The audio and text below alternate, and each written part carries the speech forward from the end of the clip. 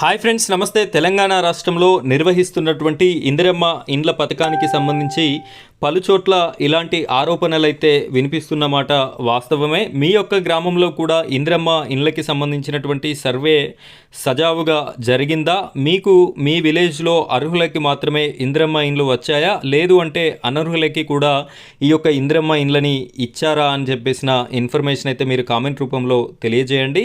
ఇక్కడ మనం ఈ వీడియోలో చూసుకున్నట్టయితే ఇందిరమ్మ ఇండ్ల జాబితాలో గోల్మాల్ జరిగింది అని చెప్పేసి ఒక ఊరికి సంబంధించినటువంటి వాళ్ళ యొక్క ఆర్టికల్ని అయితే ప్రముఖ దినపత్రిక ప్రచురించడం జరిగింది. దీనికి సంబంధించినటువంటి పూర్తి వివరాలని ఒకసారి మనం చూద్దాం. ఆ విలేజ్లో ఎన్ని ఇండ్లు శాంక్షన్ అయ్యాయి, ఎవరెవరికి వచ్చినట్టుగా గ్రామ ప్రజలు ఆరోపిస్తున్నారు అనేటటువంటి పూర్తి వివరాలని మనం ఒకసారి తెలుసుకుందాం. ఇక్కడ మొదటిసారి కనుక మీరు ఈ వీడియోని చూస్తున్నట్టయితే వీడియోని లైక్ చేయండి. ఈ ఇన్ఫర్మేషన్ అనేది చాలామంది వరకు రీచ్ అవుతుంది. అదేవిధంగా మన ఛానల్ని సబ్స్క్రైబ్ చేసుకొని పక్కన బెల్ ఐకాన్ ఉంటుంది, దానిపైన ట్యాప్ చేసి ఆల్ అని సెలెక్ట్ చేసుకోండి. ఇలాంటి ఇన్ఫర్మేషన్ అంతా కూడా నోటిఫికేషన్ రూపంలో మీకు రావడం జరుగుతుంది. ఇప్పుడైతే మనం వీడియో టాపిక్లోకి వెళ్ళిపోదాం. ఇక్కడ ప్రముఖ దినపత్రికలో చూసినట్టయితే ఇందిరమ్మ జాబితాలో గోల్మాల్, అర్హులకి గుడిసెవాసులకి దక్కని ఇండ్లు అని చెప్పేసి మనకి కనిపిస్తుంది. ఇందిరమ్మ ఇండ్లు పూర్తిగా అర్హులకే ఇస్తాం, ఎవరు ఎటువంటి ఆక్రమణలకి పాల్పడినా సహించేది లేదంటూ ఊదరగొట్టే మాటలు చెప్తున్న కాంగ్రెస్ ప్రభుత్వం ఆచరణలో మాత్రం అందుకు భిన్నంగా వ్యవహరిస్తున్నది. నిబంధనలను పాతరేసి అధికార పార్టీ ఎమ్మెల్యేలు, నాయకులు చెప్పిన వారినే ఎంపిక చేస్తున్నారు. నిబంధనలను ప్రభుత్వం తుంగలో తొక్కడంతో అర్హులకి ఇందిరమ్మ ఇండ్లు మంజూరు కావడం లేదు. దీనికి నిలువెత్తు నిదర్శనం పెద్దపల్లి జిల్లా పాలకుర్తి మండలం పుట్నూరు గ్రామంలోని పలువురు నిరుపేదలే అని చెప్పేసి కనిపిస్తుంది. ఇక్కడ ఈ యొక్క పుట్నూరు అనే గ్రామానికి సంబంధించినటువంటి నిరుపేదల యొక్క గోడుని ఈ యొక్క ప్రముఖ దినపత్రికలో ప్రచురించడం జరిగింది. ఒకసారి క్లారిటీగా చూసుకున్నట్టయితే ఈ పుట్నూరు అనే గ్రామంలో 30 మందికి ఇందిరమ్మ ఇండ్లు మంజూరైనట్టుగా అధికారులు అయితే చెప్పడం జరుగుతుంది.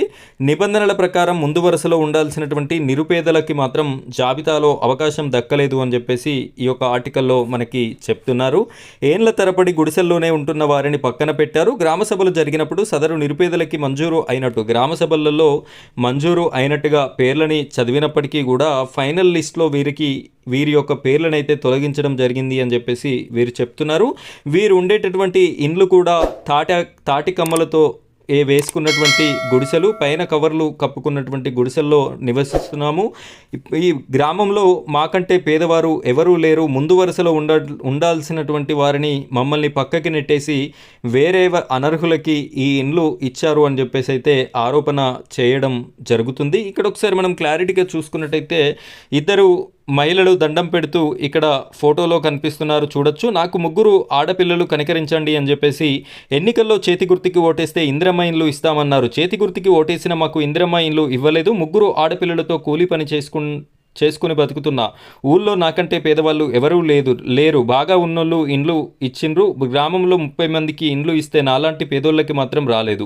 ఈ విషయాన్ని కలెక్టర్కి కూడా చెప్పినాం. ఒకసారి మా గ్రామానికి వచ్చి మేము చెప్పేది నిజమో కాదో చూస్తే తెలుస్తుంది.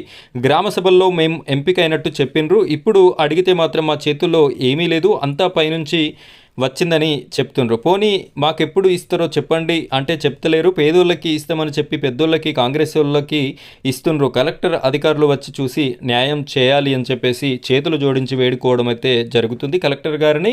ఇక్కడ ఒకసారి ఈ యొక్క గ్రామంలో పర్యటించి ఇలాంటి ప్రాబ్లమ్ని అయితే రెక్టిఫై చేస్తారు అని చెప్పేసి కలెక్టర్ గారిని మన ఛానల్ తరపున కూడా కోరుకోవడం జరుగుతుంది.